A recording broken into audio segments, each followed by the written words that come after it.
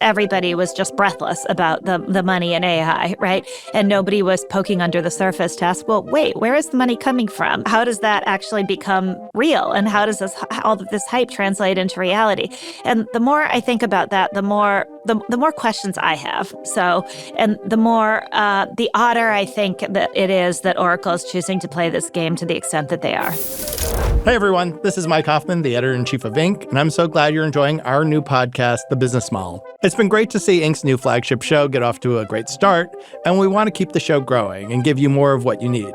So to help us do that, please make sure you're following our channel and let us know what you like and what you wish we'd change by leaving a comment on YouTube.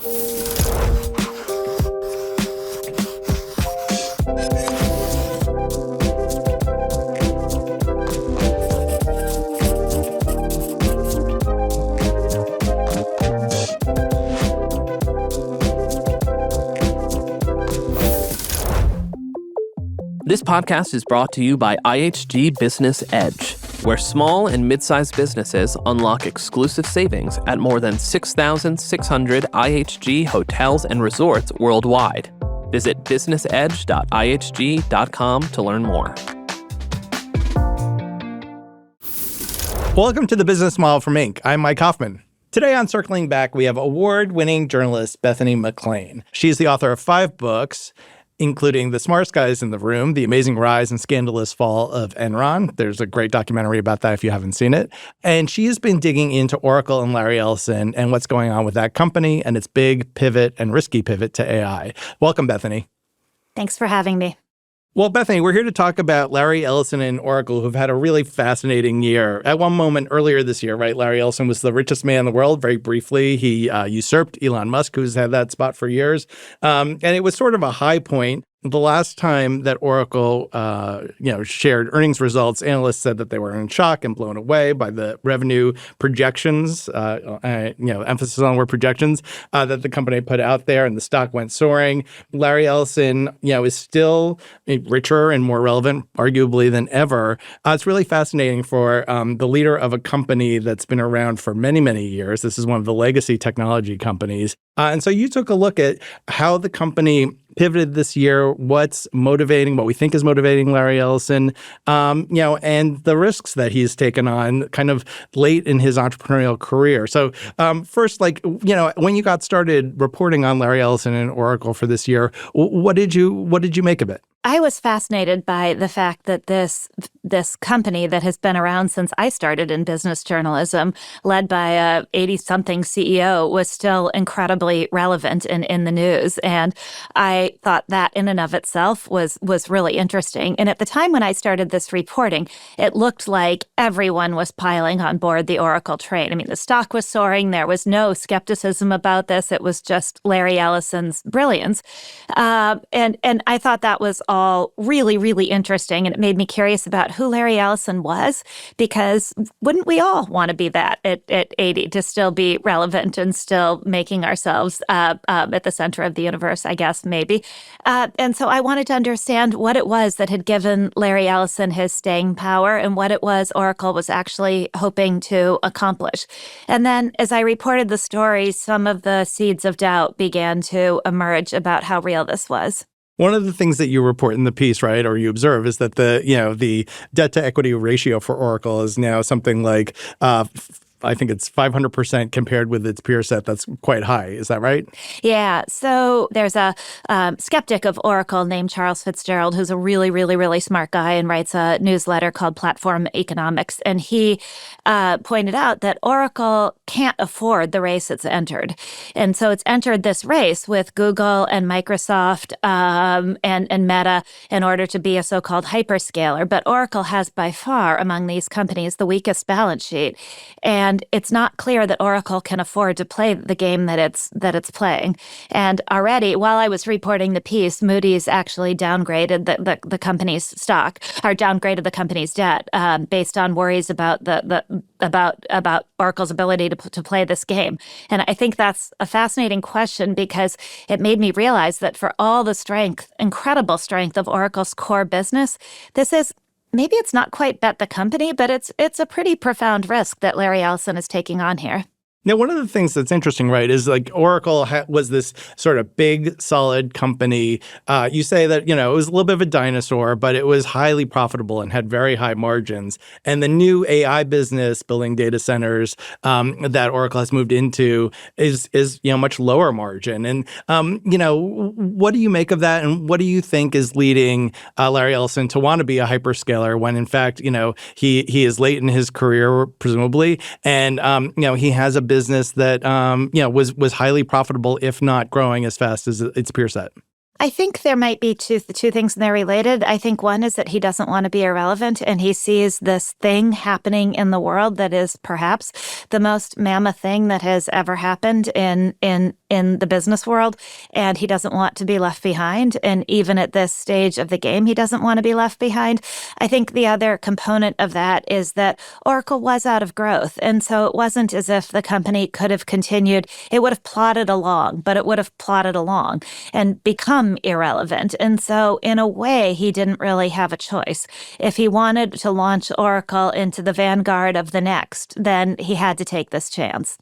It was sort of a necessity, right? He was out of other ways to grow. And a necessity if he didn't want to be an also-ran, if he didn't want to just become that plodding dinosaur that people have at various times thought Oracle was. And maybe, we might look back and say a plodding dinosaur is better than a financially struggling company burdened with debt and the GPUs that are no longer useful given their very short life, et cetera, et cetera. I mean, it may look back and the plodding, is there such a thing as a plodding dinosaur? Anyway, you know what I mean.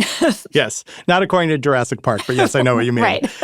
Well, I'm sort of curious. One of the things that's really interesting about Larry Ellison's year is that he's had this sort of big run up with Oracle, which, he's given back, the company has given back, obviously, some of its value and its stock price, at least as we're taping this podcast. He's also been sort of like, peripatetic and involved in lots of other things. There's the Paramount acquisition that, he played a role in, his son's company, Skydance, buying Paramount. That was a very interesting deal, and a deal that overcame some regulatory scrutiny or sort of sidestepped regulatory scrutiny in an interesting way. There's also the TikTok deal. Sort of, why don't we take Paramount first? Talk about the Paramount deal and what you make of that. It's his support of his son, but it's also Larry's, I think your word is perfect, peripatetic nature, and he's always been this way.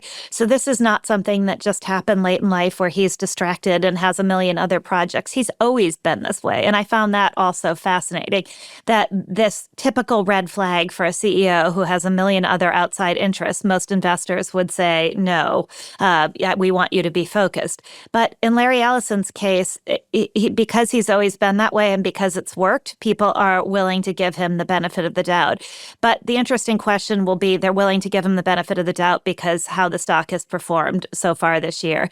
And if it stops performing, I wonder if all these outside ventures are going to be quite as extreme. And so I think Larry wants to be a media mogul. He wants to be everything. Hence the Paramount deal, hence the TikTok deal, which we haven't gotten to yet. He wants to be everything at the same time. Now, let's talk about the TikTok deal. He's a part of that. It's obviously not closed. It's a question of whether or not that deal will come to fruition. But the fact that he was sort of on the winning team for that is really interesting. It is. And he got himself into that position back in the first Trump administration by negotiating to be sort of the company that would police TikTok to make sure we all weren't being infiltrated by the CCP, essentially. And so there are a lot of questions there that I don't have the answers to, which is how Larry's closeness to the Trump administration has played into this, and what this actually means, and what Oracle's role in this deal is actually going to be. And so some of these, I think, approach uncomfortable questions about crony capitalism. Right. And it's interesting. Ellison appears to have a close relationship with Trump. He appears to be, getting some, I don't know if it's favorable treatment, but, his deals are going through. The Paramount deal went through. One of the things that's interesting is, Ellison is perceived to have Trump's ear or Trump's backing, to have influence in the Trump administration, or to at least have positive, sort of a positive relationship. And yet, Larry has not. Was not on the dais at the inauguration. As far as I know, he has not sort of shown up at dinners, with King Charles or in the White House with the same regularity as Mark Zuckerberg and Elon Musk and Jeff Bezos and Tim Cook and others. Is that Larry being Larry, that he's able to both have the close relationship and not sort of outwardly exhibit the same fealty that many of the other CEOs seem to be exhibiting? I think it's a few things. I think that it is Larry being Larry because he has such a reputation for being an iconoclast. He's able to be an iconoclast. And I guess maybe that's one of the great things about cultivating a relationship as an iconoclast, is you can call on it. But this is also Trump's love of winners. And this year, Larry Ellison has been a winner. And Trump is never inclined to call out winners or to exclude them from his inner circle. That's actually the most important criteria for being in his inner circle, is being a winner. So all of this is tied up together in the sense that if this starts to not play out so well for Oracle, he will no longer be the golden person in the Trump orbit. So I think it's all intertwined, basically. Yeah, that's interesting.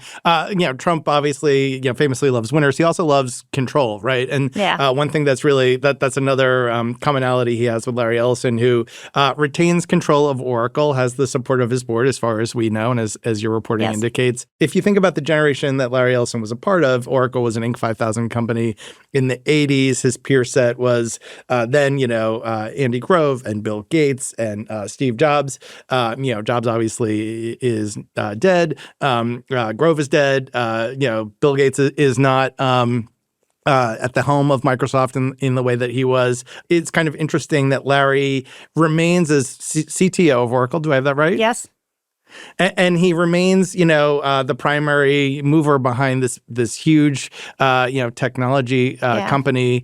Even and his peer set now, right, are the Zuckerbergs and the Bezoses and the Google guys, and sort of a new generation of founders who came of age and built their companies after he did. Yeah, I think that's one of the things that is so fascinating about him, is that there really is only Larry. As you point out, of that generation, he's the only one who is still really running things, and he is still really running things. I mean, investors view Oracle as Larry's company.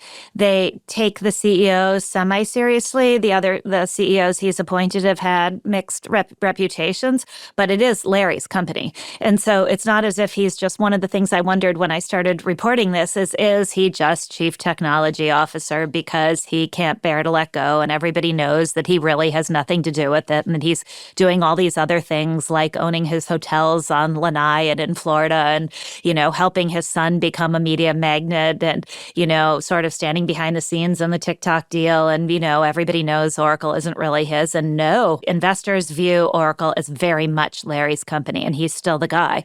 And I found that fascinating. And scale-wise, this is a company that was sort of in the, $50+ billion last year. And if the projections are correct that the CEO has made on at least the last earnings call, with the backlog that they have, they could go up to $144 billion. Although, as you note, a lot of folks have skepticism about that potential growth. So it's one of the things that does throw me about Oracle. And it's worth pointing out that over the years, Oracle has had a reputation for making rosy financial projections and missing them. They are not regarded as a straight-laced company that always underpromises and overperforms. Quite the opposite. But the more you looked into this, the stranger it seems, because that backlog and the very explicit bragging about what the backlog meant isn't really real. It depends on money coming from OpenAI in part, which itself doesn't yet produce profits. And so it's this illusory thing. And the more I think about it, actually, the more it troubles me, because I guess in the era that I grew up in journalism or covering business, I would think more highly of Oracle if they had said, if they hadn't presented it as explicit money that was coming to them in the form of a backlog. And it feels like hype. And that's that's an odd element of all of this, not just the financial risks they're taking on, but the fact that they are very much playing the hype game.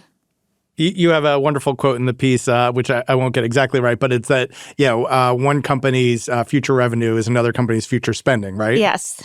Yes. And that's what I think we all forget about, or at least we did until all of this.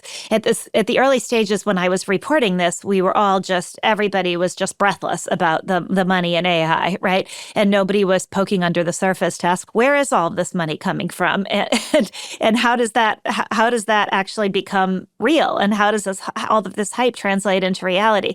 And the more I think about that, the more questions I have. So, and the more, the odder I think that it is that Oracle is choosing to play this game to the extent that they are. And, one of the things that's this is like not just an Oracle question, but it's a question I think kind of across AI, right? With, NVIDIA and OpenAI and Anthropic and other companies. There are a lot of companies that, are investors in companies. They're sort of funding or financing companies at the same time. Those companies are also have a revenue relationship with them. It's very it's very complex and sort of hard to figure out, where is all of this money and how's it moving around? Yeah, so it's really complex and hard to figure it out. And people have done various graphs which look like basically just a bowl of spaghetti gone nuts in terms of trying to trace who's paying who for what. And you can argue, there are two sides to it. You can argue, one, this is legitimate vendor financing and what's wrong with a company paying another company for its products. That's the way business works. On the other hand, some of the murkiness of these deals and some of the ways in which they are actually propping up companies in the ecosystem. A prominent venture capitalist said to me, you usually see this late in the cycle. And if this is all real, if AI is as real and as extraordinary and as incredible and as world-changing as everybody says it is, why do we need to play these games at this stage in the cycle? So I'm caught between those poles. I'm not sure which one is right. And it's possible that they're both right, by the way, that this is incredibly real and world-changing and all of those things, but that the spend is going to be slower to materialize than people think. And all of these deals, we are going to end up looking back on them very much the way we look back on all the sketchy deals from the late .com era, the dark fiber swaps and the vendor financing deals and everything else. And so for those of us who have been around for a while, there are uncomfortable parallels here. Right. It's interesting coming from the .com era. There's, a company does become the Amazon, which is obviously like a huge $1 trillion enterprise, and a company does become the eToys or the Pets.com or the Cosmo.com, which doesn't make it. And I guess a question is, who's going to be in which camp, and is Oracle going to find its way to the sort of the positive, outcome? Yeah. So I think there's a pro and a con there, right? And the con we've already talked about is that Oracle is far weaker financially than its peers are. It just doesn't have the balance sheet capacity that its peers do to play this game. On the plus side, on the pro side, Oracle's business isn't at stake in this. Oracle still has this core, very profitable database business that, as one analyst said to me, is this incredible moat. So they do have a business to fall back on. Whereas if you look at a company like Google, it's existential for them, right? If they don't get this right, the whole search model is going to be disrupted by AI. Google has to play. They don't have a choice, and they don't have anything to fall back on. That's exaggeration, but the point is there. Oracle still has this core business. So I think it all comes down to how much risk does Oracle actually take? How much of the debt that they take on are they themselves responsible for paying back? How much are they doing these funky deals that are percolating throughout this ecosystem where somebody else is actually on the hook for the money that has to be paid back? And could it all be structured in a way that Oracle can just sort of shrug its shoulders and walk away if it all goes sour and fall back on its core database business? And I think that's to be seen. You mentioned that Oracle has a reputation for not being buttoned up or straight-laced per se relative to other public companies, and that it's very much Larry's company. And as what we know about Larry is he's not a straight-laced operator. In the past, the company has had moments of high risk and sort of betting it all. Can you talk about what some of those moments have been and how Larry and Oracle navigated out of them? So there was this moment of peril in the late 1990s where I think think Oracle had overextended itself and had to effectively be bailed out through a deal with a steel company, a Japanese steel company. Back in those days, Japanese Very natural. back in those days, and they still deny that it was a bailout, but everybody who is around in those days basically says that it was a bailout. So Oracle has had this reputation for getting out over its skis. So in Oracle's core database business, you can overpromise and underdeliver because your customers are stuck for a while. So you have time to get it right. And so you can make these grand promises that make Wall Street think for a while, look at this. And then you can have a while to actually come through with the real product. Vaporware can be a thing that doesn't kill you. But I think what everybody wonders, and more broadly beyond Oracle, is this new world the same game? In other words, can you overpromise and overextend yourself and still be able to get bailed out and have the time to make it real? And I think that's a question for the rest of big tech too. People have posited to me that they're so used to wallowing in excess capital that they don't actually really understand this new rule that they're getting into. And it's also been this rule for a very long time that the more you spend, the more of a moat you eventually have, because it's been this winner-take-all business. What if this is different? What if spending just means you spent and spent and spent, and somebody else can still come along and usurp you? And so I think that it's going to be really interesting to see how that plays out, not just for Oracle, but for all of big tech. When we think about Oracle's strategy over the years, there are a couple of things, and you sort of talked about the moat that they built. Can we talk just for a moment about how the classic database business for which Oracle is known is something that is very solid, very high margin, and has great kind of customer retention? Can you talk about that business? Yeah, so Oracle started with this relational database business, and once you as a company are locked into Oracle, it's really hard to ever leave because all of your systems run on it, and they have all of your most proprietary data. And so it's a little bit like, I don't know, maybe the right analogy is if you think as a consumer about switching your bank. You may be really annoyed with your bank and really dislike them. And then when you start to think about how much is involved in just switching your bank account, and I think the analogy for a company is like multiples of that, right? So once a company is locked in with Oracle, it's very unlikely that they're going to move. So it's a really, really solid business. It's a really high margin business. And Oracle, in fairness, hasn't rested on its laurels here. They've done a lot to really solidify that. They made, I think the number in the story is $30 billion of bolt-on acquisitions in order to really consolidate this business and make sure they could get everybody who might need a database at any level into the Oracle ecosystem. And they did, although they were really slow in moving to the cloud, they did eventually do it, and they have a real product. That business of Oracle's, it's going to be very hard for anybody to unseat them from that. They've been really smart about it. And I think, again, that was Larry. That was Larry.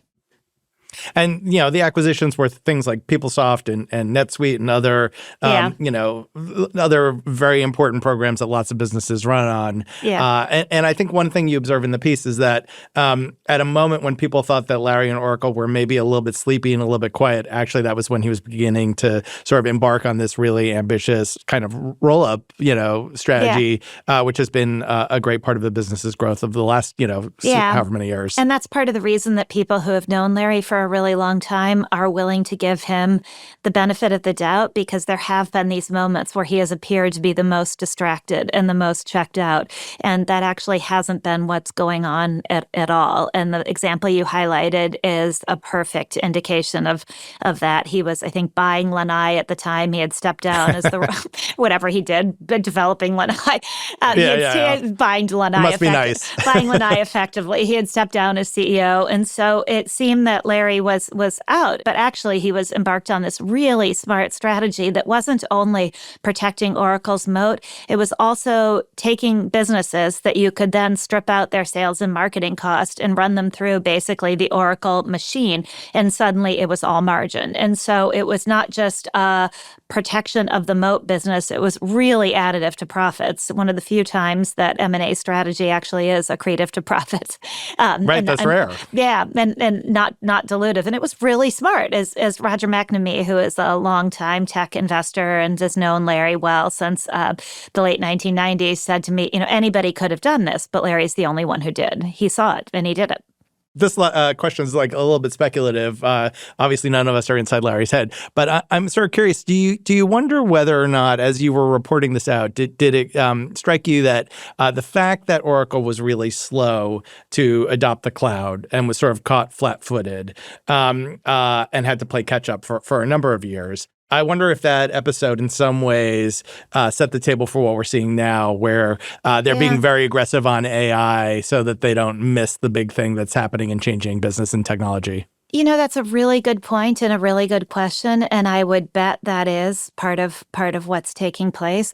I think part of it also, though, is just Larry. He's a risk taker. He always has been. In both his personal life, he almost killed himself in the surfing accident, and in his business life. He's not a guy who shies away from a challenge, and I think he probably, based on, who knows, but based on my reporting and what I was able to glean about him, he'd rather risk it all and see Oracle go down in flames than he would have Oracle just relegated to an also-ran that was boring and not interesting.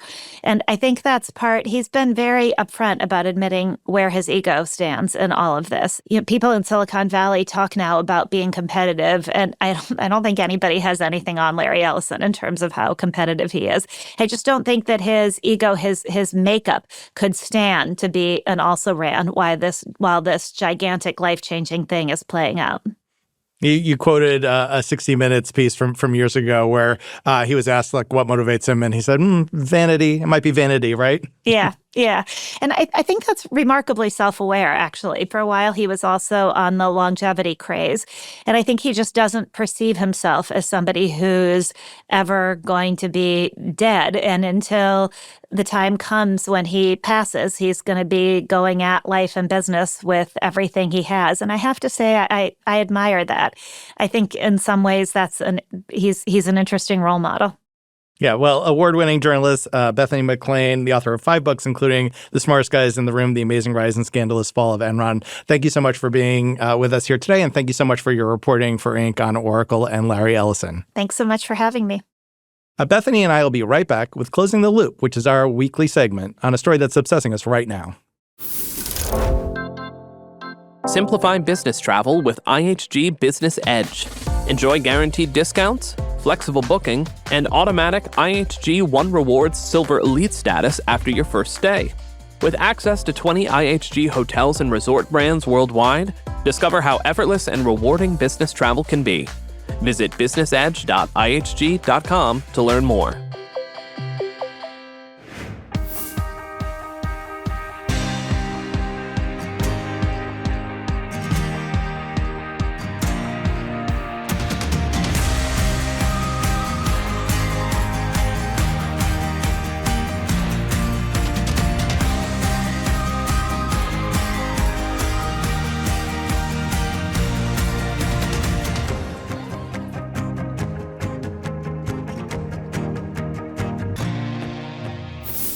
Well, welcome back to the Business Model from Inc. It's time for Closing the Loop, which is a segment where we talk about business stories and headlines that we're keeping an eye on. Bethany, you go first. What are you keeping an eye on? So I'm really interested in this lawsuit that was just filed by California against 10 big food companies over ultra-processed food, alleging basically that ultra-processed food has been really destructive to all of us and that big food knew it.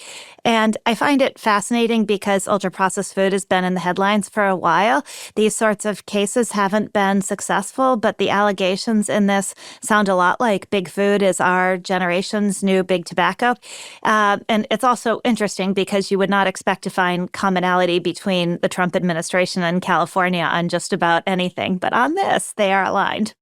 Yeah, and so they're sort of alleging that big food use some of the same techniques as big tobacco in terms of addiction and things like that. Yes, and so it's Coke and Pepsi and Kraft and all the names that you'd expect, and they're alleging that big food set out deliberately to make its products addictive, and that they've preyed on kids. It sounds a lot like big food copied the big tobacco playbook. And again, all of these are just allegations, and like I said, these sorts of cases haven't been that successful in the courts, but this one looks substantive. That's interesting. Yeah. Well, I'm keeping an eye on the energy and excitement around Trump accounts. We had Michael and Susan Dell have agreed to fund up to 25 million accounts for children who would get $250 each. That's $6.2 billion in total that they're pledging. The Trump administration previously had looked to create accounts, savings accounts or equities accounts for youth. And it's interesting. This sort of feels like a phenomenon of a late bull market. We have the NASDAQ is up 20% per year and the S&P is up around 16%. So it's this is a policy idea that's been around for a long time and has a lot of, merit and a lot of champions. At the same time, it's like interesting timing where people are getting excited about it right at a moment when, equities are sort of at a peak, or at least we think they are. Okay, that's all for today's episode. Bethany, thanks so much for being here and for your great reporting on Oracle and Larry Ellison. Thanks so much for having me. It's been a pleasure. The Business Model is an Inc. podcast. You can find episodes every Monday and Friday on our YouTube channel, so make sure you subscribe and check out some of our other videos. And you can also hear the audio version on Apple Podcasts, Spotify, or wherever you get your podcasts. And we'll be back Monday.